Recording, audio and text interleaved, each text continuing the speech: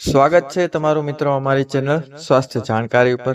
મિત્રો, ગણેશજીની આ પ્રતિમા હોય છે સૌથી શુભ। મૂર્તિ ખરીદતી વખતે આ બાબતોનું રાખજો ધ્યાન, જેથી ગણેશજીની કૃપા તમારા પર અને તમારા પરિવાર પર હંમેશા માટે બની રહે। તો મિત્રો, 7 ઓગસ્ટના રોજ ગણેશ ચતુર્થી ઉજવવામાં આવશે। એવું માનવામાં આવે છે કે ભગવાન ગણેશનો જન્મ ભાદરવા શુક્લ પક્ષની ચતુર્થીના દિવસે થયો હતો। દર વર્ષે ગણેશ ચતુર્થીનો તહેવાર ધૂમધામથી ઉજવાય છે। આ તહેવાર 10 દિવસ સુધી ઉજવવામાં આવે છે। દરેક વ્યક્તિ બાપાને પોતાના ઘરે લાવવા માટે ઉત્સાહિત હોય છે। તેમના આગમન માટે ખાસ શણગાર કરવામાં આવે છે અને ઝાંખીઓ બનાવવામાં પણ આવે છે। મિત્રો, ભક્તો 10 દિવસ સુધી ગણપતિ બાપાની વિધિ વિધાન સાથે પૂજા કરે છે। હિન્દુ ધાર્મિક માન્યતા અનુસાર ગણેશ ચતુર્થીના દિવસે ઘરમાં ભગવાન ગણેશની મૂર્તિ સ્થાપિત કરવાથી સુખ અને શાંતિ મળે છે। પણ શું તમે જાણો છો, ભગવાન ગણેશની મૂર્તિ ખરીદતા પહેલા કેટલીક બાબતોનું ધ્યાન રાખવું ખૂબ જ જરૂરી છે। ત્યારે ચાલો જાણીએ, મૂર્તિ ખરીદતી વખતે શું ધ્યાન રાખવું જોઈએ, ગણેશજીની મૂર્તિ ખરીદતી વખતે કયા નિયમો પાળવા, અને અંતે જાણીશું મૂર્તિ ઘરમાં લાવતી વખતે કઈ ભૂલો ના કરવી।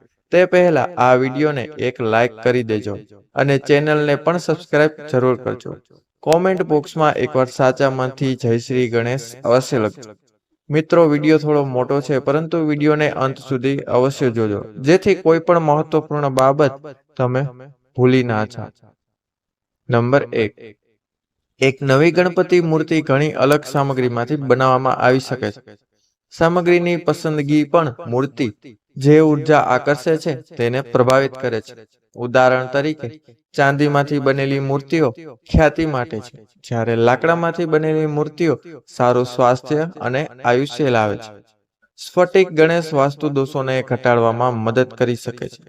કેરી, લીમડો અને પીપળામાંથી બનાવેલ ગણેશ મૂર્તિઓને ખૂબ જ શુભ માનવામાં આવે છે, જ્યારે ગાયના છાણમાંથી બનેલી મૂર્તિઓ નકારાત્મકતા અને દુઃખ દૂર કરે છે।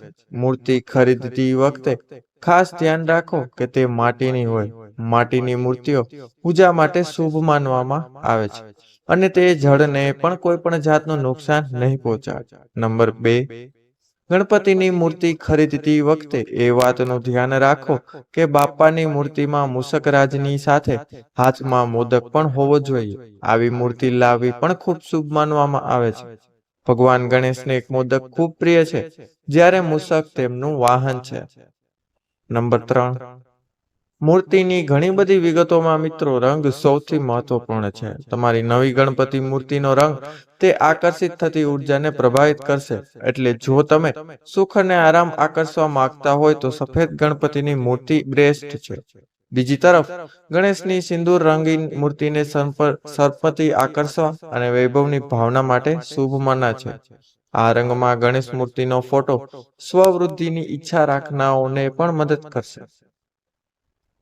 નંબર 4, ઘરમાં ગણેશજીની મૂર્તિ લાવતી વખતે એક વાતનું ધ્યાન રાખો કે તે બેસવાની કે લેટવાની મુદ્રામાં હોવા જોઈએ।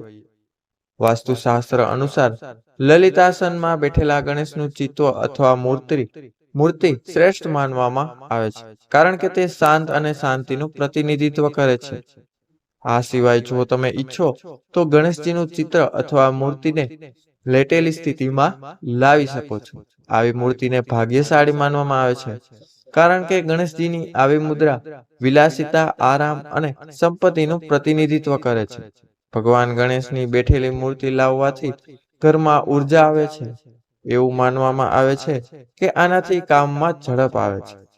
નંબર 5 જોઈએ, ગણપતિજીની મૂર્તિ કે તસવીર ઘરમાં લાવતી વખતે ધ્યાન રાખો કે ગણેશજીની સૂંઢ કઈ દિશામાં છે। વાસ્તુ અનુસાર ગણેશજીની મૂર્તિ સૂંઢ ડાબી તરફ ઝૂકેલી હોવી જોઈએ, કારણ કે તે સફળતા અને સકારાત્મકતા દર્શાવે છે।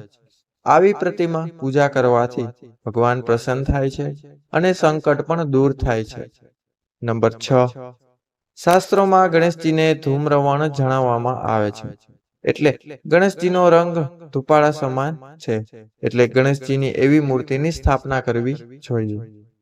નંબર 7, ગણેશજીને ભાલચંદ્ર પણ કહેવામાં આવે છે, એટલે ગણેશજીની એવી મૂર્તિની પૂજા કરવી ખૂબ જ શુભ માનવામાં આવે છે, જેમના કપાળ ઉપર ચંદ્ર બનેલો હોય છે. નંબર 8, ગણેશજીની એવી મૂર્તિની સ્થાપના કરવી જોઈએ જેમાં તેમના હાથમાં પાસ અને અંકુશ બંને હોય. શાસ્ત્રોમાં ગણેશજીના આવા સ્વરૂપનું વર્ણન પણ મળવામાં આવ્યું છે. જ્યારે તમે ઘરે ગણેશજીની મૂર્તિ મૂકતા હોવ ત્યારે હંમેશા ખાતરી કરો કે ઉપરના બધા સિદ્ધાંતોનું તમે પાલન કરી રહ્યા છો. તેમજ ઘણા લોકો ભગવાન ગણેશની મૂર્તિ ઘરમાં રાખવાનું પસંદ કરે છે અને તે કરવું ખૂબ જ સારું પણ છે. જો કે જ્યારે તમે ઘરે ગણેશ મૂર્તિ મૂકતા હોય ત્યારે તમારે ચોક્કસ નિયમોનું પાલન કરવું જોઈએ, જે નીચે મુજબ છે. નંબર 1 છે, પૂજા માટે ઘરમાં ગણેશ મૂર્તિ મૂકતી વખતે ધ્યાન રાખવું કે મૂર્તિનું કદ બહુ મોટું ના હોય. વાસ્તુ સલાહ આપે છે કે ઘરમાં નાની સાઈઝની મૂર્તિ રાખવી વધુ સારું માનવામાં આવે છે. નંબર 2, પ્રવેશદ્વાર પાસે નવી ગણપતિ મૂર્તિ મૂકવી એ સમૃદ્ધિને આવકારે છે.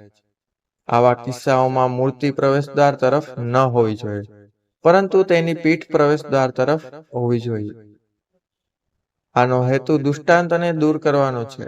જો ઘરનું મુખ્ય પ્રવેશદ્વાર મુખ્ય દિશાઓને અનુરૂપ ના હોય તો ગણેશ મૂર્તિનો ફોટો અથવા મૂર્તિ એવી રીતે ત્રાંસા રીતે મૂકી શકાય કે તે યોગ્ય દિશામાં તેમનું મુખ રહે. નંબર 3 જોઈએ. જો તમે તમારા ઘરમાં વૈભવી અને દુનિયાવી સંપત્તિ મેળવવાનું લક્ષ્ય રાખતા હોય તો ગણેશની મૂર્તિને ઢાળેલી સ્થિતિમાં મૂકવી શ્રેષ્ઠ માનવામાં આવે છે.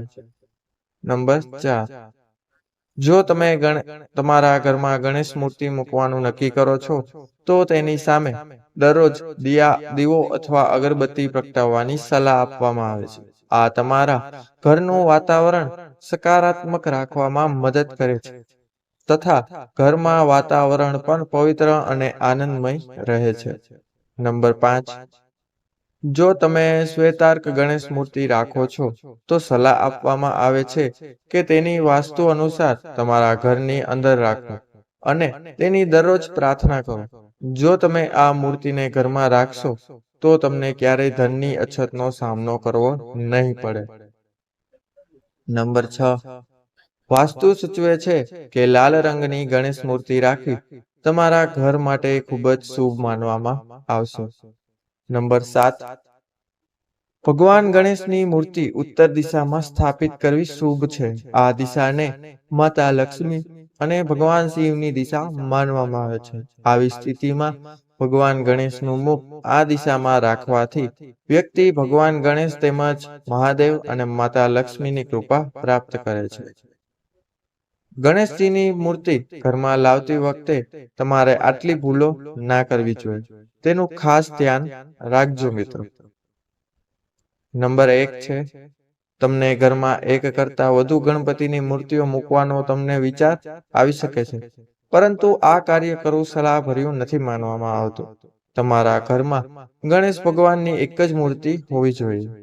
વાસ્તુ અનુસાર એક જ દેવતાની ઘણી બધી મૂર્તિઓ રાખવાથી રિદ્ધિ સિદ્ધિ અસ્વસ્થ થઈ શકે છે અને પ્રતિકૂળ નુકસાનકારક વાતાવરણ ઊભું થઈ શકે છે. તે બધી સારી વસ્તુ વાસ્તુ ઉર્જાને પૂર્વવત કરે છે, જે મૂર્તિ આકર્ષિત કરી શકે છે. જો તમે ઘરમાં એક કરતાં વધુ ગણેશ મૂર્તિના ફોટા રાખવાનો ઈરાદો ધરાવો છો તો ખાતરી કરો કે તેઓ એક જ રૂમમાં સાથે ના હોય. નંબર 2, નવી ગણપતિની મૂર્તિ જમીન પર ભૂલથી પણ ન મૂકો. તેના બદલે તેને બોર્ડ અથવા નાના ટેબલ જેવા ઊંચા પ્લેટફોર્મ પર જ મૂકવી જોઈએ. આ મૂર્તિને વધુ પડતી મોટી કર્યા વિના વધુ દ્રશ્યમાન બનાવશે. નંબર 3, ગણેશ ભગવાન શિવના પુત્ર છે અને ભગવાન શિવ ઉત્તર દિશામાં રહે છે. આથી ગણપતિની મૂર્તિનું મુખ ઉત્તર દિશા તરફ હોવું જોઈએ. ગણેશ મૂર્તિ અને પૂજા ખંડ માટે શ્રેષ્ઠ દિશાઓ ઉત્તર અને ઉત્તર પૂર્વ અને પશ્ચિમ છે. બંને ત્યાં સુધી મૂર્તિને દક્ષિણ દિશામાં ન મૂકવી જોઈએ. અહીં તે સારા કરતાં વધુ નુકસાન કરે છે. તો મિત્રો, આ હતા ગણેશની મૂર્તિ કઈ રીતે રાખવી, શું ન કરવું. અને કઈ દિશામાં રાખવી તેના ઉપાયો. મિત્રો, જો આ વિડીયો તમને પસંદ આવ્યો હોય તો વિડીયોને લાઈક કરજો, ચેનલને સબસ્ક્રાઇબ કરજો તથા બાજુમાં આપેલ બેલ આઇકન બટનને અવશ્ય દબાવો, જેથી અમારા નવા વિડીયોનું નોટિફિકેશન સૌથી પહેલા તમને મળી રહે. તો મિત્રો, હવે મળીશું નવા વિડીયો સાથે. ત્યાં સુધી બધાને જય શ્રી કૃષ્ણ, જય શ્રી રામ, રાધે રાધે, હર હર મહાદેવ. બધાએ વિડીયોને અંત સુધી નિહાળ્યો તે બદલ ધન્યવાદ અને બધાનો ખૂબ ખૂબ આભાર.